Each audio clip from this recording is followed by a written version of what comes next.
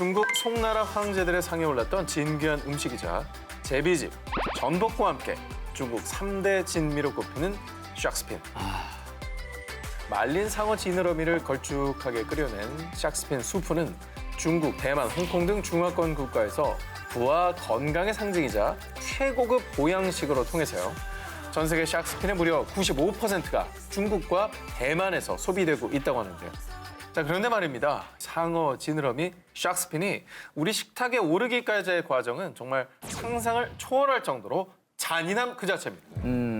자, 그 이유는 바다에서 상어를 포획한 뒤 살아있는 상어의 지느러미만 샥 하고 도려낸 채 그대로 상어를 바닷속에 내던져 버립니다. 일명 샤크 피닝 방식 때문인데요. 이 방식이 얼마나 상어에게 잔혹하냐면요. 이 불에가 없는 상어는 지느러미로 헤엄을 치는데 지느러미를 잃었으니 그대로 깊은 바닷속으로 가라앉아 고통 속에 죽음을 맞이하게 되는 거죠. 그냥 익사하는 거네, 어떻게 보면. 자, 이렇게 잔인하게 상어를 포획하는 이유. 상어의 몸통은 맛이 없고 상품 가치가 없기 때문인데요. 그래서 값비싼 지느러미만 잘라내고 굳이 부피가 큰 상어 몸통은 싣고 오지 않는 겁니다. 자, 바다의 포식자라는 말이 무색하게도 인간의 욕심 앞에 무분별하게 죽어가는 상어는요. 많게는 한 해 1억 마리 이상이라고 합니다.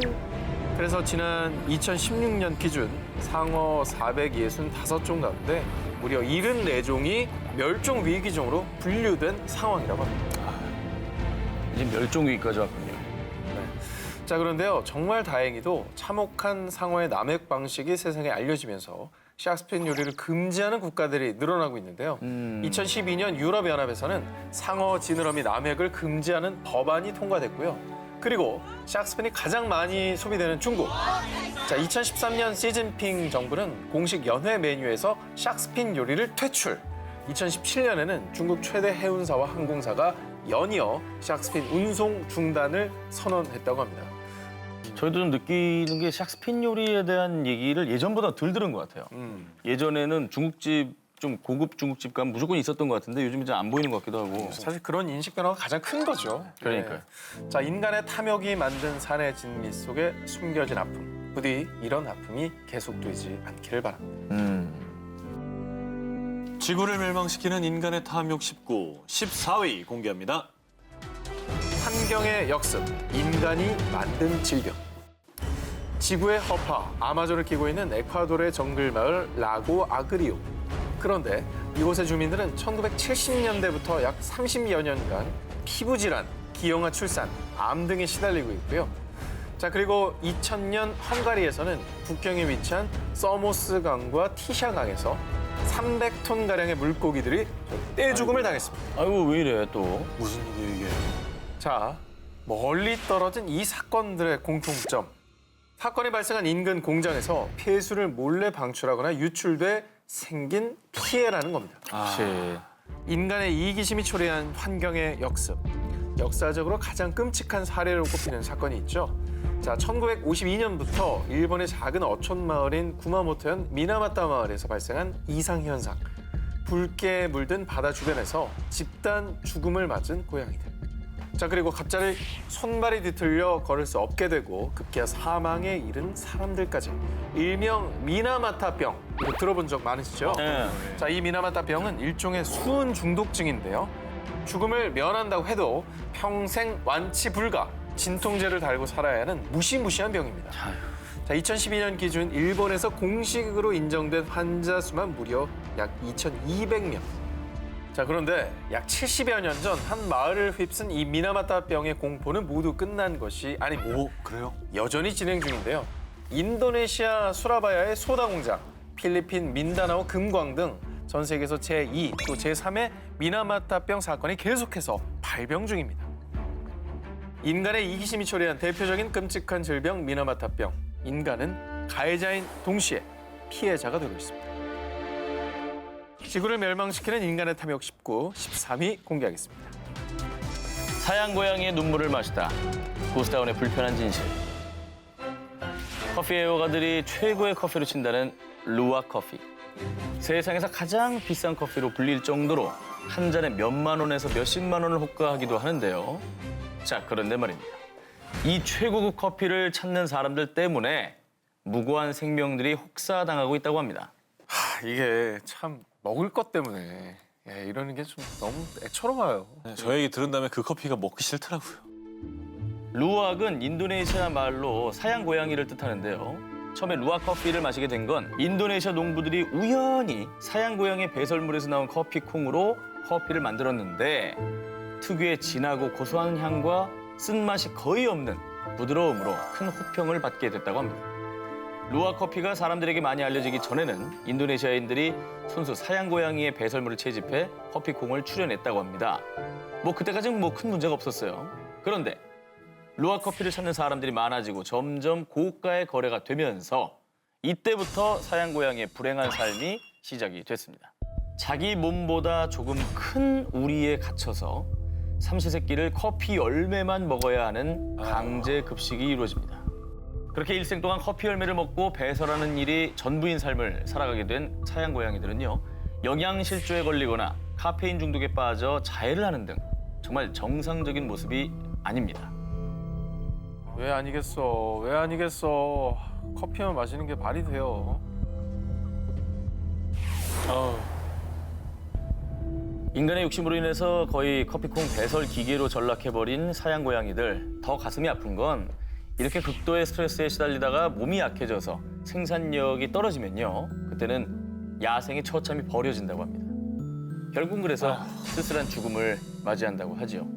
게다가 이 안타까운 일은 고양이뿐 아니라 다른 동물들에게까지 번지고 있는데, 베트남은 족제비 배설물에서 골라낸 위즐 커피, 태국과 인도에서는 코끼리에게 생두를 먹여 만든 아이보리 커피, 브라질에서 멸종 보호세인 자쿠버드 커피까지 등장했다고 합니다. 정말 깊게 반성해봐야 할 것 같습니다. 자, 다음 특종입니다. 겨울 필수품이 된 녀석이죠. 요즘에 또 광고도 많이 하고 있는데요. 혹한기 겨울을 견디기 위해서 다들 옷장에 최소 하나씩은 있다는 구스다운. 다들 있잖아요, 그죠? 네. 요즘 패딩 없으면 못 살죠.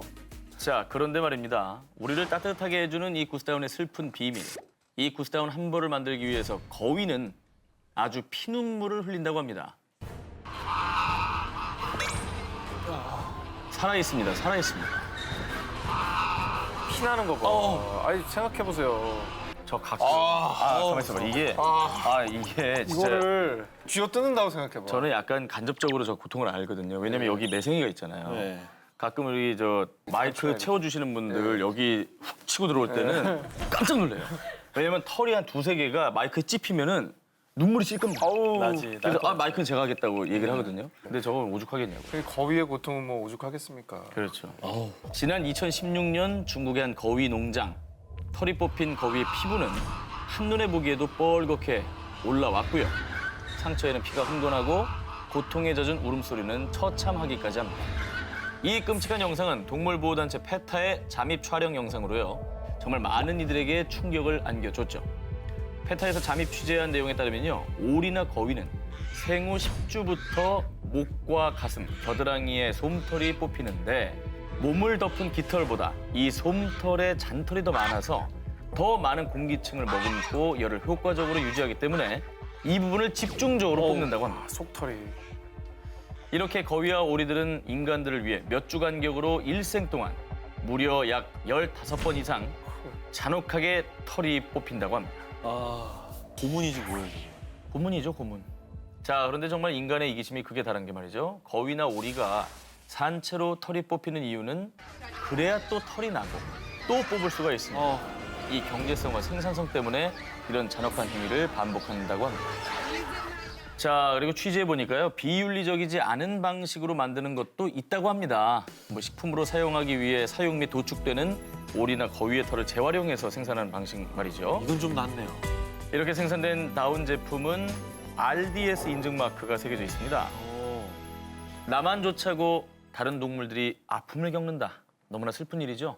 내가 먹고 입고 즐기는 모든 것이 다른 생명들과 연결돼 있다는 사실, 한 번쯤은 더 되새겨봤으면 좋겠습니다. 지구를 멸망시키는 인간의 탐욕 19, 11위 공개합니다.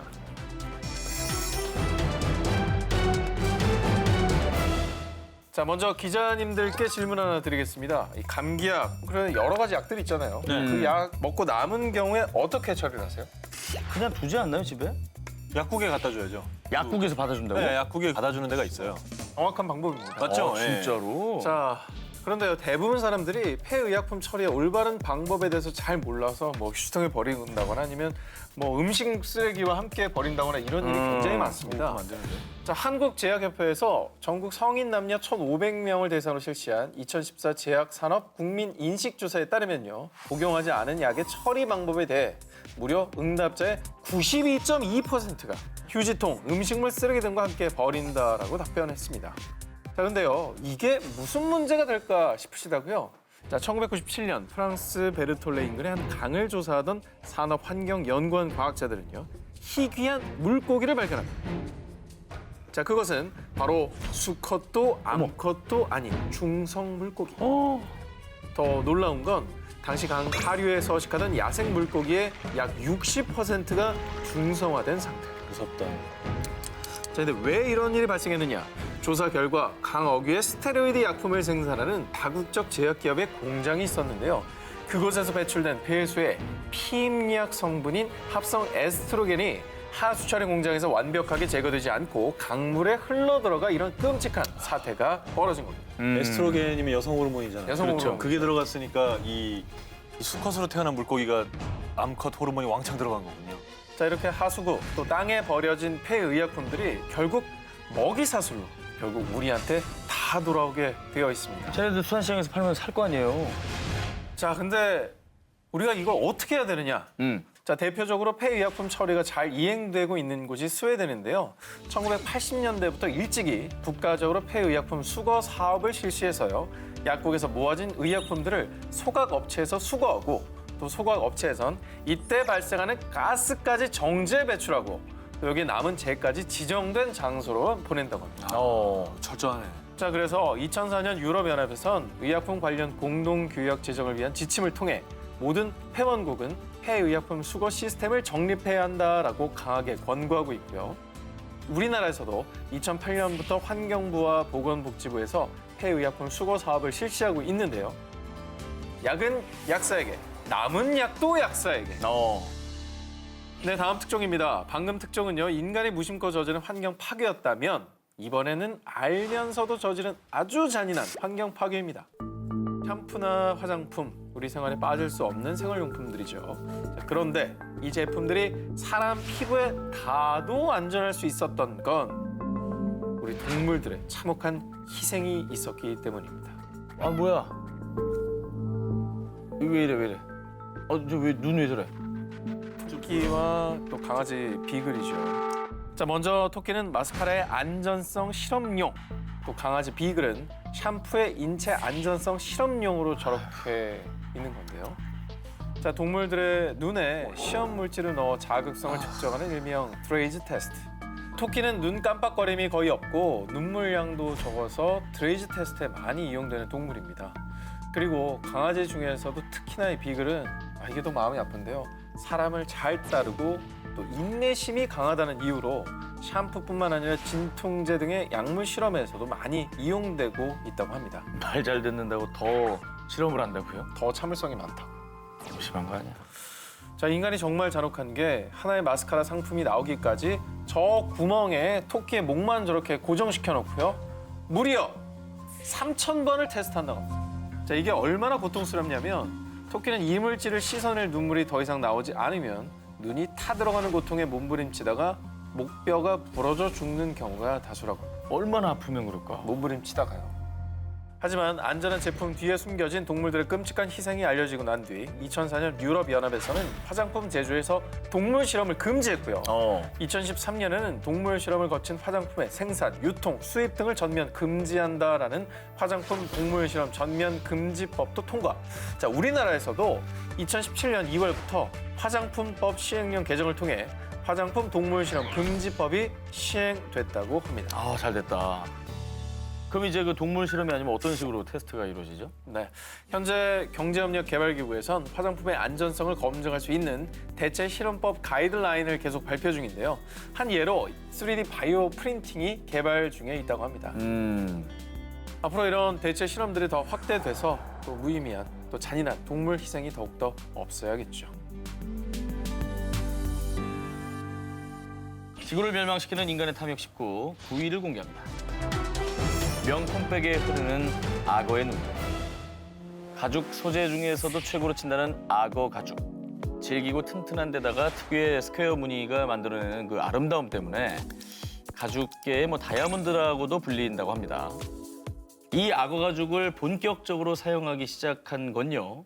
미국의 남북전쟁 이후, 유럽에서는 제2차 세계대전 이후 점차 경제가 회복이 되면서요. 야생 악어를 사냥해 신발과 가방 등을 제작하기 시작했다고 합니다. 그런데 이제 수요가 늘면서 악어가 마구잡이로 포획이 되자 개체 수가 급격히 감소, 이후에 희소성이 극대화되며 악어 가죽은 부를 상징하게 됐죠. 그래서 명품업계에서도 악어 가죽의 가치를 높이 평가하고 있는데요. 이 가방은 최소 수천만 원에서 억대까지 이르는 명품 위의 명품으로 불린다고 합니다. 자, 그런데 말입니다. 이 명품백 속 보이지 않는 악어의 눈물. 2015년 동물보호단체 페타의 고발 영상을 한번 보시죠. 저거 너무 조그만 악어 아닌가요? 오 마이 갓. 우와. 뭐야? 정말 순식간에 급사하는 거 보셨죠? 말 그대로 참 살아있을 때 해야 좋으니까 또 저렇게 잔인하고 끔찍하게 하는 거겠죠. 저것도 네. 살아있을 때 해야지 좋은 거예요? 여기에 또 다 잔혹한 이유가 있는데요. 네. 죽은 뒤에 가죽을 벗길 경우에는 사후 경직이 일어나서 가죽의 상품 가치가 떨어지기 때문이라고 합니다. 그놈의 상품이 뭐라고. 인간이 제일 잔인합니다. 그리고 악어 가죽 가방 하나를 만들기 위해서는 약 3마리의 악어가 필요한데요. 짐바브웨 농장 관리인에 따르면 이렇게 고통스럽게 죽는 악어는 1년에 무려 약 4만 3천 마리라고 합니다. 그거 하나 어쩌고 악어들을 다 죽여서 그냥 나머지 다 버려버리고 이게 과연 옳은 일일까 한번 생각이 들어요. 예. 명품백은 오래도록 빛나겠지만요. 인간이 동물에게 가하는 고통과 착취의 모습은 결코 아름답지 않다는 걸 꼭 알아야겠습니다. 지구를 멸망시키는 인간의 탐욕 19, 8위 공개합니다. 우리가 몰랐던 에코의 배신. 녹색 소비. 불필요한 소비 없이 에너지 효율이 높거나 재활용이 가능한 제품을 고르는 소비를 뜻합니다. 자, 그런데요. 지구를 위한 녹색 소비가 오히려 환경을 해칠 수 있다는 사실 알고 계셨나요? 바이오 연료는 환경에 악영향을 끼치는 석유나 석탄 등 화석 연료를 대신할 차세대 친환경 에너지원으로 급부상하고 있습니다. 그런데 이 바이오 연료가 오히려 환경을 해치고 있다는 주장이 제기됐습니다. 대표적인 바이오 연료인 야자수 경작지를 조성하기 위해서 열대우림을 밀어내는 과정은 불가피하고요. 게다가 일부 바이오 연료를 재배하는 도중 사용되는 화학 비료에서 대규모의 아산화질소가 뿜어져 나오는데 이 아산화질소는 이산화탄소보다 무려 300배나 더 지구온난화에 치명적인 온난화 가스라고 합니다. 이게 사실 석유를 바꾼답시고 했던 일이 오히려 나무를 베어내고 더 온실 효과를 높이는 건지 진짜 몰랐네요. 그렇죠. 게다가 이젠 우리의 일상이 된 에코라이프, 비닐 일회용 컵 사용을 줄이기 위해 다양한 에코백이나 텀블러 같은 대체 아이템들이 쏟아져 나오고 있는데요. 주변에는 그래서 요즘에 뭐 일회용품 안 쓰는 것도 카페에서 많이 하니까 뭐 텀블러 예쁜 거 들고 다니는 분들 굉장히 많고 수집하는 분들도 있더라고요. 맞습니다. 사실상 텀블러는 제조 과정에서 일회용 컵보다 온실가스와 같은 오염물질을 더 많이 배출하기 때문에 오히려 환경에 독이 될 수 있다고 합니다. 또 비닐봉지나 플라스틱 가방을 대체할 용도로 생겨난 에코백. 그런데 2011년 영국 환경청의 조사에 따르면요. 면 소재 에코백은 최소 131번 이상 사용될 때만 환경 보호 효과가 있는 것으로 분석됐다고 합니다. 그럴 것 같아요. 하지만 알아보니 영국인들의 에코백 사용률은 평균 51회 미만. 안 그렇습니까, 솔직히? 아니 저것도 정말 어디 회사 로고 찍어서 나눠주는 게 너무 많고. 맞아. 아유 저는 남발돼요, 남발. 에코백 들고 마트 간 거 10번도 안 되는 것 같아요. 그런 거 알면서도 일회용품을 너무 많이 쓰니까 대안으로 생각하는 건데 이것도 역시도 적극적으로 활용하고 아끼지 않으면 환경 파괴의 가해자가 될 수도 있다는 사실을 꼭 기억해 둘 필요가 있을 것입니다.